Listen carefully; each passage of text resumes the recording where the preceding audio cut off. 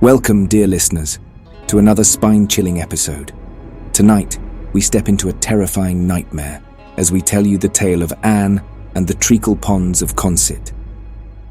It's autumn in 1892. Consett was not merely a town, it was a monument to human ambition and industry. A sprawling steelworks dominated its landscape, with the rhythmic pulsations of machines reverberating through its every corner. As dawn's orange hues painted the horizon, it wasn't the sun that bathed Consett in light, but the fiery glow from the towering chimneys of the steelworks. This industrial marvel employed around 6,000 souls, making it the beating heart and livelihood of the town. Everywhere you looked, there was activity. Steam hissed from pressure valves, trains laden with coal trundled along the tracks, and workers, smeared with grime and sweat, moved with purpose. The din of clanging metal, shouts of foremen, and the steady hum of machinery created a cacophony that was music to the ears of Consett's residents. This was the sound of prosperity, progress, and promise. Within this bustling backdrop, Anne, wrapped in her woolen shawl, navigated the irregular paths of the steelworks, her husband John's lunch basket in hand. The autumnal air was crisp, with each breath forming a wisp of vapor. The path was lined with trees, their leaves a canvas of fiery oranges, regal reds and golden yellows. Anne's footsteps took her closer to the dreaded Treacle Ponds, the steelworks' dark underbelly.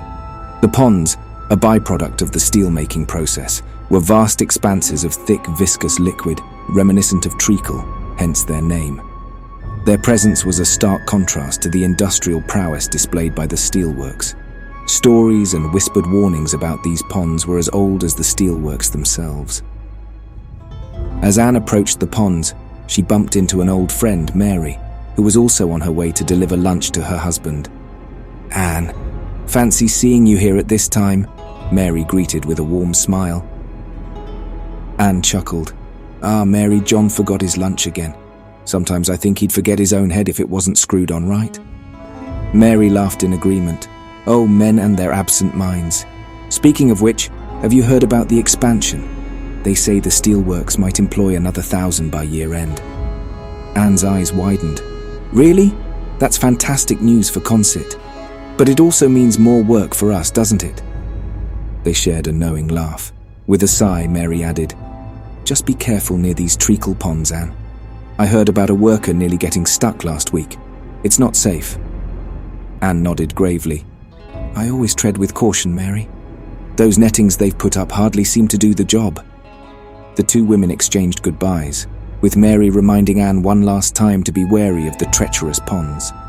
Lost in the comfort of this brief interaction and her thoughts about the evening with John, Anne didn't notice the coal dislodged from a passing cargo train.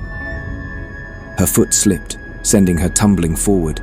She reached out, hoping the netting would prevent her descent. But it failed, and the world around Anne seemed to slow as she was consumed by the pond's depths. The sensation was immediate and paralyzing. The water of the Treacle Ponds enveloped Anne like a thick, suffocating blanket.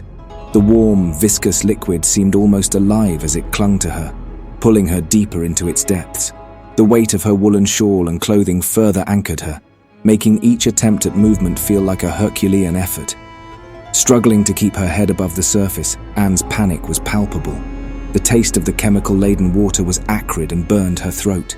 Each gasp was a mixture of the poisonous air above and the treacherous liquid below. "Help! Someone, please!" she cried, her voice desperate and hoarse. The surrounding noise from the steelworks seemed to swallow her pleas. The clanging, the hissing, the distant conversations, all combined into a relentless, mocking drone. Distorted figures passed by beyond the netting, their faces mere blurs, indistinguishable. "Please, hear me!" Anne's thoughts were a maelstrom of fear and hope. "Someone must notice! They must—" Feeling something solid beneath her foot, a glimmer of hope broke through her panic. She pressed against it, trying to propel herself upward, yet just as quickly her foot slipped, sending her spiraling deeper into the pond's clutches. The agony of her efforts was overwhelming. Every ounce of strength she expended seemed to only further ensnare her. From her entrapment, Anne's ears caught snippets of conversations. "Did you hear something? Sounded like a scream." "Nah, probably just the machinery. You're always hearing things."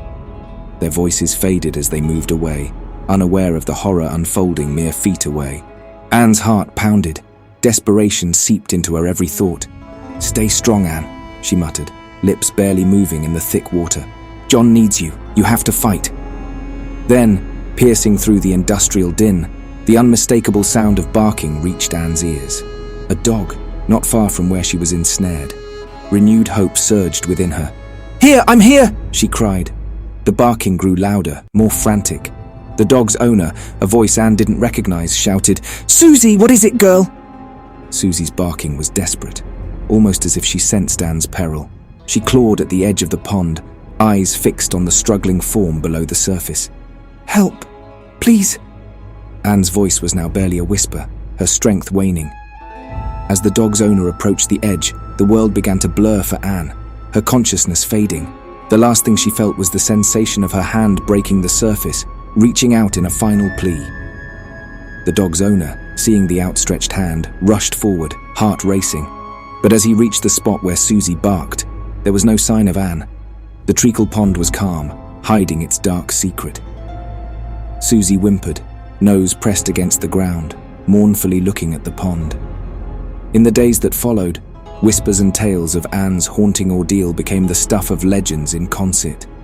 The Treacle Ponds, once a dark symbol of the industrial era, became an embodiment of sheer terror.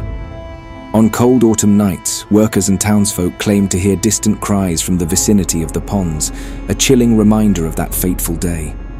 And while the steelworks continued to thrive, no one dared to tread near the Treacle Ponds without a shudder of fear, and the memory of Anne's desperate cries echoing in their minds. Today, in the fields where the Treacle Ponds once resided, swaths of purple flowers now flourish, as if in remembrance of that tragic day when Anne was taken from her loved ones. Remember, dear listeners, when someone reminds you more than once, it may be a good idea to listen to the wisdom of words, especially when they could be coming from a higher power. And as always, thank you for spending some time with us today. Remember to like the video and subscribe to the channel so that you never miss another eerie story of tales past and present.